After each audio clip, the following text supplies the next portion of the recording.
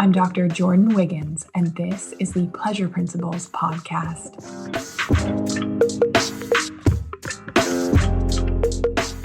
Join me on this journey where sex, science, and sensuality meet. Let's change the conversation around sex and pleasure together.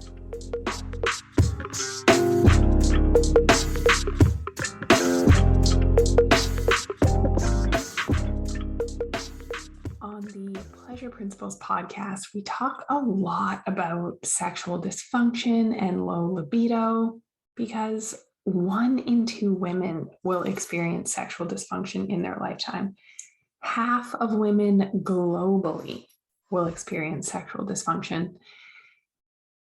So this is affecting you, it's affecting your friends, it's affecting your coworkers or their partners. It's a big issue, and lack of pleasure is a health problem.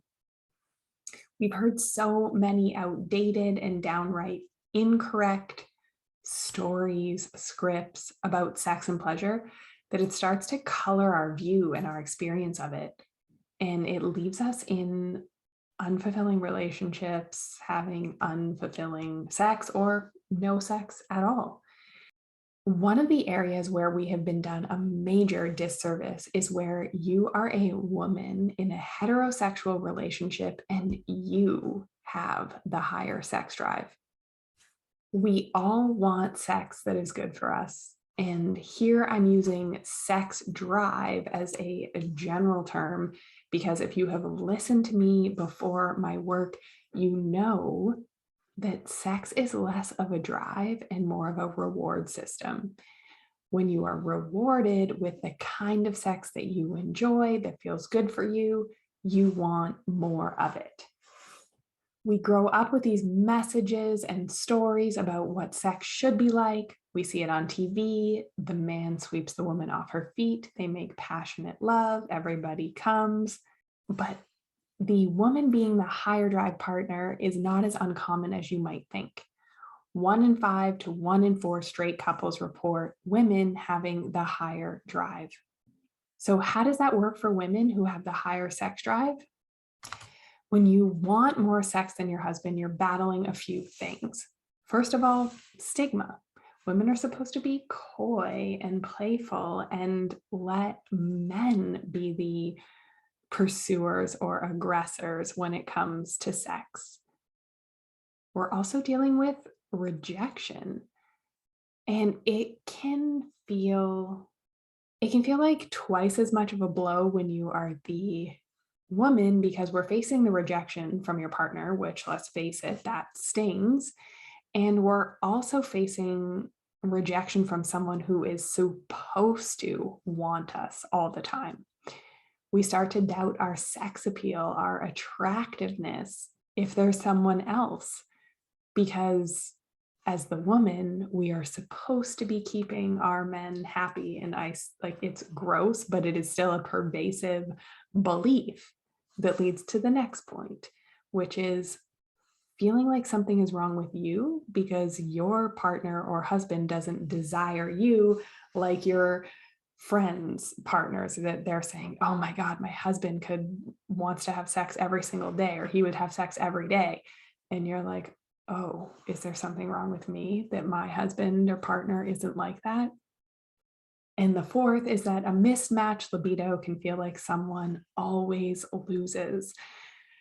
Someone's disappointed and someone feels bad for saying no. So it's like a double-edged sword here that both parties, when we have mismatched libidos, feel poorly.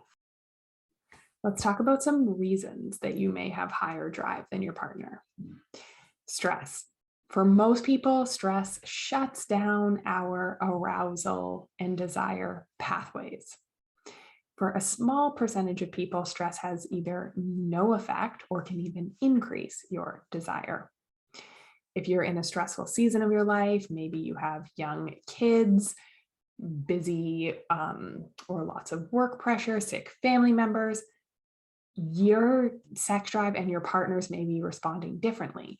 You might be seeking that connection and physical comfort in sex, but your partner might be stressed and their desire is turned off or turned down. Maybe you have less stress and more bandwidth or more resiliency to stress, so you can deal with it better. You handle stress better than your partner, and a little bit of stress will turn them off. And it has been a stressful couple of years for most people. High-powered women handle a lot. They get a lot of things done. Sex can be one of those things that you like to get done. It could be a love language for you. Like I said, you crave that connection, that physical touch. And sometimes there's an energetic imbalance in this in relationships. Maybe you are in your masculine, and that pushes your partner to be more passive, more still, more yin in their feminine. He follows your direction and lead often, where you're taking charge and making decisions. And oftentimes that can destroy sexual polarity. And that is what I do. I help rebalance the conditioning, the thinking, the mindset, the beliefs that got us here so that we can change our behavior and the trajectory of our relationships. You want to work with me if you're interested in discovering what that reconnection with yourself and your desire can do for you and your relationship. But the work starts, it always starts with you. The second reason that you might have a higher drive than your partner, maybe your partner is not neurotypical. Maybe they have ADHD or they're on the autism spectrum. Maybe they're suffering from PTSD. There's lots of mental health things, anxiety, depression. So if you are in relationship with somebody that has a neurodivergent brain or is going through some mental health issues, we'll speak to other medical issues next, you may both approach sex differently. Some research suggests that adults with ADHD have lower sex drives than adults without.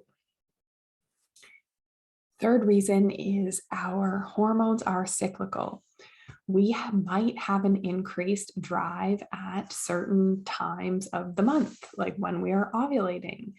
Some women report a really high drive when they have their periods.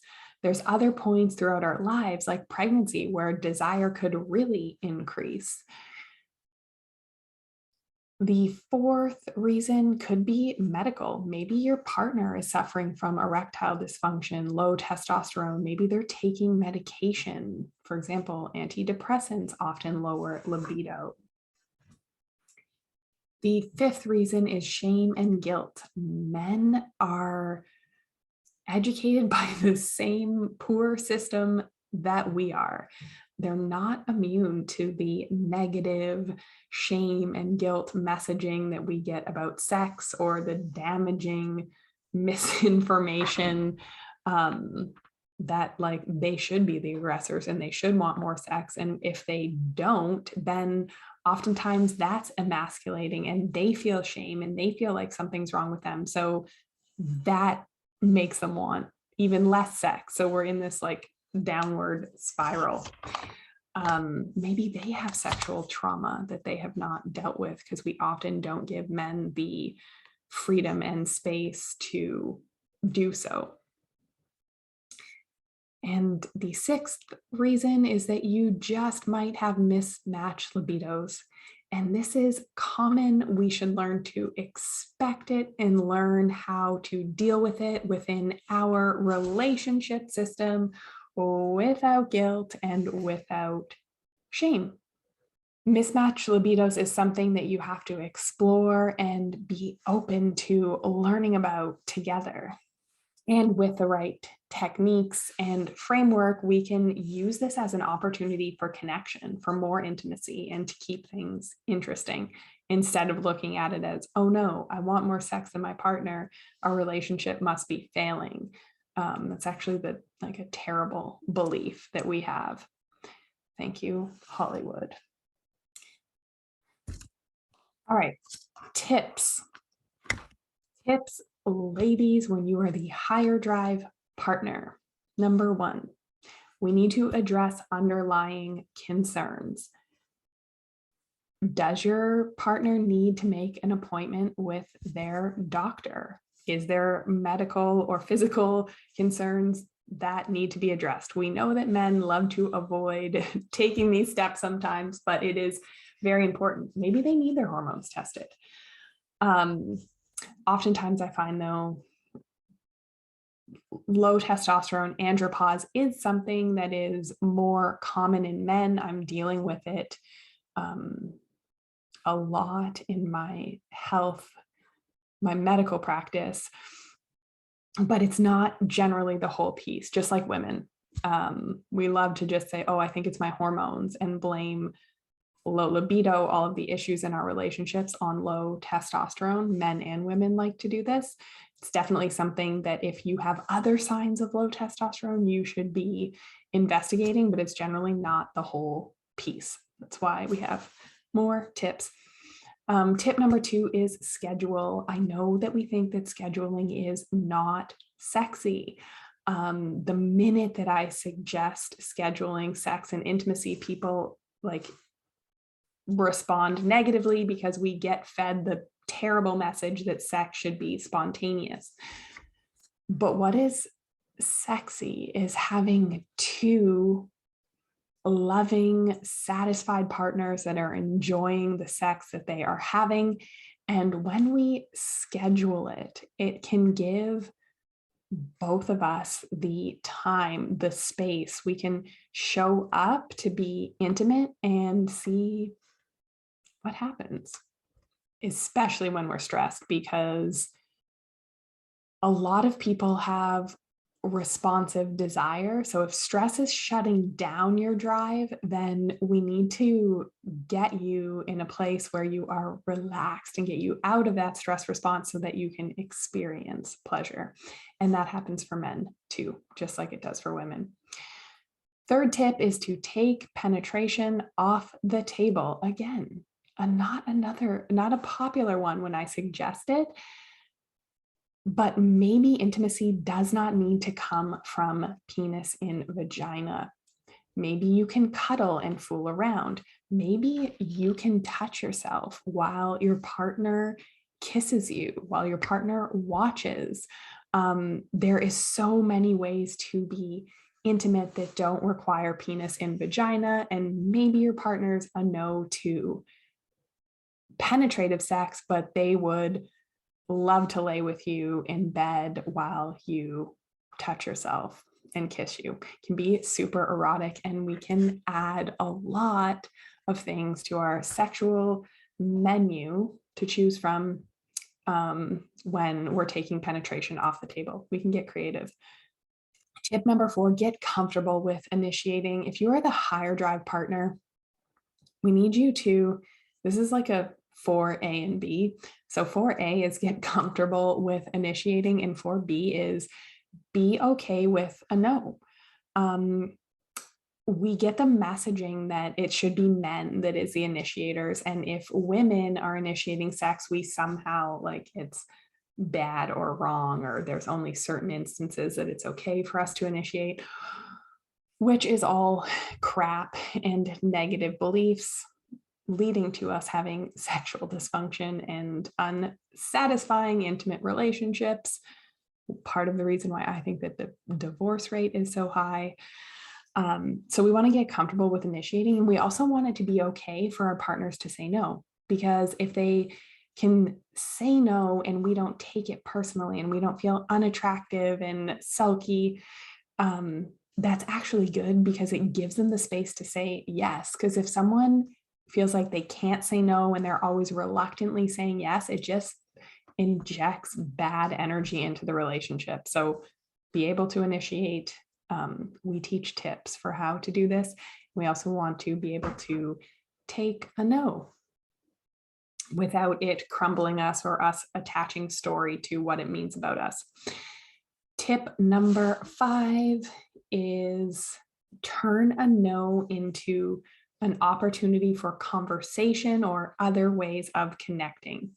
So maybe, like we said, they're a no to penetration, or maybe they're a no to sex and intimacy, but why? What's going on for them? How is their day at work? We need to, because really what we want is connection. So we could take a no to sex as an opportunity for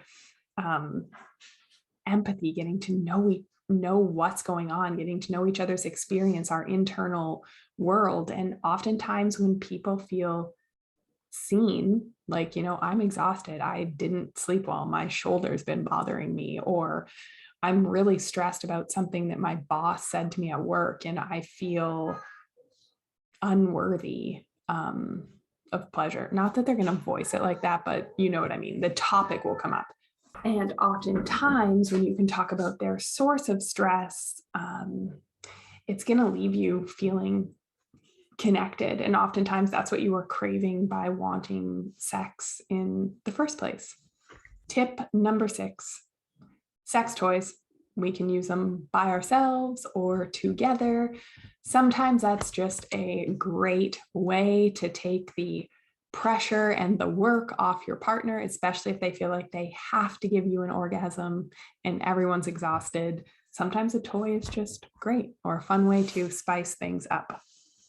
Tip number 7, revisit these conversations when you are feeling regulated, calm, safe. It is not a good time to have these conversations if we're feeling rejected or hurt. It's just going to probably lead to more rejection or hurt. So we need to be able to step back, assess how we're feeling, do something to care for yourself at that point, something that's going to make you feel good, like taking a bath or a walk, and reassess, have a conversation when you're feeling good, not rejected and shitty and looking to someone else to change your emotional experience for you. And number 8, there is nothing wrong with you. There is no shame in having a higher sex drive. However you choose to manage it in your partnership is the right way to do it. Just know that there are things that can be done, like we talked about here. So start making an effort to have the kind of sex that is worth having for you and your partner. We know that this can include learning what you desire, learning how to ask for it and communicate it in a way that your partner can receive it and leaves you feeling connected. That is the work we do. We teach you how to do this so you can have better sex and more connected relationships. I want you to remember that you are not broken. What you have been taught, what your partner has been taught, that is the broken part. If you want more information, you can read my book, The Pink Canary. We will link it in the show notes for a more in-depth look at the patterns and cycles of sex, so you can start making changes today to have better sex, better health, and more connected relationships. I want you to remember that the work always starts with you. Even if it feels like your partner is unwilling, we can always change the dynamic in a relationship by learning about ourselves, our bodies, and not trying to fit our relationship into an ideal that other people are talking about. So shout out to the women with higher sex drives. I know you are out there. I know you probably feel alone. And we help fix this problem too. It's just from a different angle. We use our same framework, but we increase desire from a different angle. If you are interested in hearing more about how we do that and working with me, you can head to the pleasurecollective.com/programs and apply. We would love to work with you, and we would love to know what are your next right steps in doing so. Have a great week, everybody.